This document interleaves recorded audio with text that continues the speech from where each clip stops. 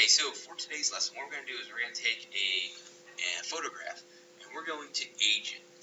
This is in regards to working with the aged images assignment in photo. And again, make sure before you start any editing with the assignment, make sure you have 4 images. You created your contact sheet, and make sure that they are of the original images before you do any editing on that contact sheet. Alright, so what we're going to do is we're going to open up Photoshop, CS6 here, and I just want to show you an example of what this is going to look like when you're done aging one of the photographs and doing basically some color tinting and things to it, creating the sepia tone in there, which we're going to get to. And basically what we'll do is we'll put up on a 6x4 layout, so we'll make a 3x4 enlargement of those images and put those on a 6x4, print those out, and those will be mounted into your notebook. Alright, so that's what the final is going to look like, but let's get started and get going from an original image. Okay, so what we're going to do is we want to open up one of our aged images that you're going to want to work with. So I'm going to open up this one here. Okay. And what we're going to want to do is crop this image to that 4x3. So if you remember from using the crop tool before, press C. It's going to bring up your crop command. If you already have a preset, like I do here with the 4x3 at 300 resolution, you can select that and make a selection on the photograph. So we're going to go with this selection here. Let's put that right over that third there. Alright, so there's our actual photograph that we're going to be working with. Again, if you want to do any color enhancements that you learned before, go ahead, this is the time to do that. Do some auto enhancements with the brightness and contrast. Okay, and we're going to go with that. There's a little bit more pop. Alright, and we're also going to zoom in. Alright, so we see our photograph. The next thing that we're going to do is we're going to duplicate that layer. Okay, so all we're going to do is basically right click on our layer and we can go to duplicate. Alright, so we just made a complete duplicate of that particular layer. The next thing that we're going to do is, when we have 2 exact copies of it, is we're going to desaturate this top layer that we created now. Okay, so we're going to go ahead and desaturate that. To do the desaturation, all we have to do is go to Image, Adjustments, Locate, Desaturate, and there it is. Okay, and we'll desaturate all the colors, so it's basically a grayscale image. Alright, now you can see we still have our colored image under that. And when you're working with layers, it's basically thinking of it like a stacking order, like you're working with transparencies, and whichever one's on top is the one that you're going to be able to view initially. Unless you click the view button off, you see the bottom layer. Alright, so again, we have all these layers. The top one, since it's on top, it's our viewable layer. Okay, so what we're going to do, the next thing is we're going to basically create a sepia tone of this. Alright, so what we want to do is you want to go to Image, Adjustments, and you want to go to Color Balance. There it is. Alright, and we're going to make sure that we have midtone selected here. And what we want to do is create that sepia tone. And sepia tone is that brownish, yellowish tint on those old-time photographs. Maybe you've seen at the beach and things like that. So that's what we're going to do. So we're going to adjust that, give it that little yellowish tint there. And maybe probably just a little bit. That red. Alright, so we get that sepia tone effect. Okay? And again, I have that previewed so we can view that. We're going to click OK. And so now we have that original desaturated grayscale black and white image now into that sepia tone, that yellowish brownish tint. Alright, so what we're going to do next is we're going to select an eraser from the tool palette. So we're going to select our eraser tool, and what we we want to do with that eraser is we're going to change the opacity of it, which basically that is the percentage of when we erase, if it's going to take 100% away or a certain percentage, it'll almost tint it. Alright, so what we'll do is we're going to change that to a tint level. So we're going to drop that down to about 20%. Okay, we can change our brush size. Again, we want a diffused brush, so typically I have like a very low hardness level, so we have a soft edge brush, and you can increase the brush size. You can see the size that it'll give me as a preview as I drag it over. Okay, so that's depending on what you're going to be erasing, because we're going to hand tint certain colors out. So now we're going to bring that bottom layer color up through the top layer. You'll see that here in a minute. So again, I'm going to start with 20%, and what we'll do is we'll keep that brush at around 50. We'll start with. We'll try that out, and we're going to go ahead and hand tint. Okay, so again, using that feathered edge brush, a real soft edge brush, we'll hand tint some things out of here.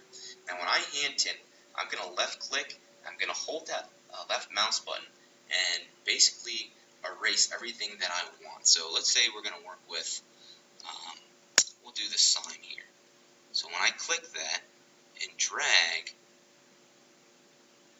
you can see how it's going to erase, and it's giving me the red from that background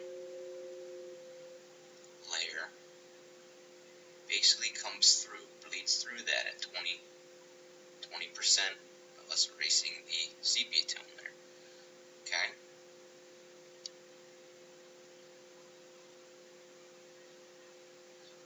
I want to make sure when I'm doing this, I'm not constantly left clicking here. I still have it selected from the first time. Otherwise, you're adding to your selection. So if you left click and erase at 20, then left click again, erase at 20, basically it's at 40%, you do it again, it's at 60%, and so on and so forth. So again, if you only want to take 20% out, just left click once, drag, clean up the area that you want to erase, okay, and then you're done. Alright, so we basically hand tinted that area out. Let's say we want to tint we want to get some of that flag to come through. So again, I'm going to select that and just clean up that area as well. Now, if you have some additional experience with Photoshop, and you know a little bit about your selection tools, your lasso tools, your magic wand tool, things like that, you can really do a nice job with erasing and selecting certain areas by using your selection tools. Okay, so for example, if I wanted to maybe select the flag, I could use my lasso tool and maybe use my magnetic lasso tool. I'm going to zoom in here real quick just so you can see a quick example of this. And what I'll do is, again, just make selections around that flag.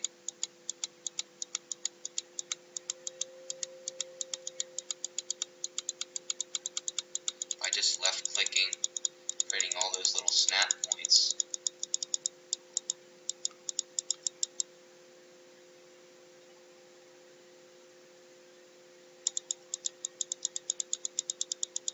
And we can add additional points to this. Okay, but you can see we have a selection there. And what I can do is, I go back to my original lasso tool, my regular lasso tool. If I press Alt here, I can take away from selection.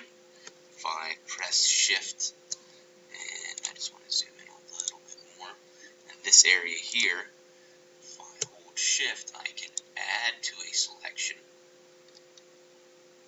But now you can see I can get very accurate when I'm erasing some of those items, okay, and taking out that color. Alright, so if you want to spend that little extra time to really enhance the photograph, again, you can use your lasso tools to help with that, to really get a good selection of the area that you want to erase. Okay, so once we have that completed, all right, we have the area that we want. We're going to basically create our vignette next. That's going to be really the next thing we need to take a look at. All right. So what we're going to do, I'm just going to press Control D here to deselect out of those areas here, is we're going to work on creating that vignette. So what we want to do is go to Layer, go to New Layer. We have this blank layer here now. All right. We are going to go to our rulers here, so we can view our rulers. This is going to help us with doing some layout here shortly. And we're going to create some guidelines over here that are going to be 1/4 of an inch. So if you look at your ruler, you can notice I have my 0 and goes to 1. We're going to do 1/4 inch guidelines all the way around this. So to do that, I'm just left clicking on the ruler. Right now it's my vertical rule, creating those guidelines. And I'll do my horizontal rule.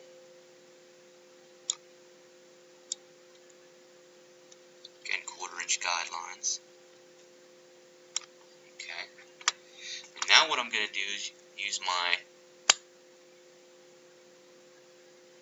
ellipse marquee tool. And what I'm going to do with that ellipse marquee tool is I'm going to create an ellipse around my image. So I'm going went from that left corner to my right corner. Okay. Actually, before I do that, I want to feather this. Actually, so we're going to push about 25 in for feathering. That's going to give it a nice soft edge again. Alright, so I went from left corner of those guidelines, that is the layouts that I created, to the right, feathered it at 25. Right. The next thing that I'm going to do is I'm going to go to Select, and I'm going to go to Inverse. Alright, so you want to go to Select and go to Inverse, and all I'm going to do now is then paint this white, alright, or basically fill it. Alright, so you can go into Edit, and then you can go into Fill, and we're going to fill this white. Okay, and we get that nice fill, right? You can see we have now. You can actually see that marquee tool that we use here has that nice feathering effect, right? And that's basically it for the vignette. All right, so you press Control D, and you're basically done with one of your enhancements with your photo. One additional thing I like to do is select my background layer, and I'll texturize the back using a filtering effect. So what I do is I go into Filter, and you can go into Filter Gallery, and I use Texturize, and you can adjust these, and it basically gives it like a canvas effect to the picture, which again I think kind of ages it a little bit. So I move those, adjust those accordingly, click OK, and again you can see how that texturizes it. The next thing after that is what I'd like to do is merge all these separate layers together. So I want to go into Layer, and you just go to Merge Visible. It compacts all the layers to one layer, and basically you're completed then. And you would want to create a new layout, 6x4 resolution 300 CMYK. Click OK. I'll drag that out of the way. I can use my Move tool like learned in a previous lesson. Drag that over. Free transform that. Control T.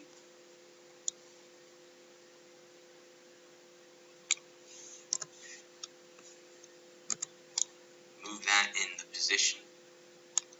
Okay. And basically do the same exact thing to a second photograph. Put two up on a page, save it as a JPEG, and then you can print that to the photo kiosk, okay? Save it onto a thumb drive and print it to the photo kiosk, and you have your two prints for the actual assignment, your two enlargements. Okay? Alright, that's basically all there is to aging a photograph. Thanks for watching.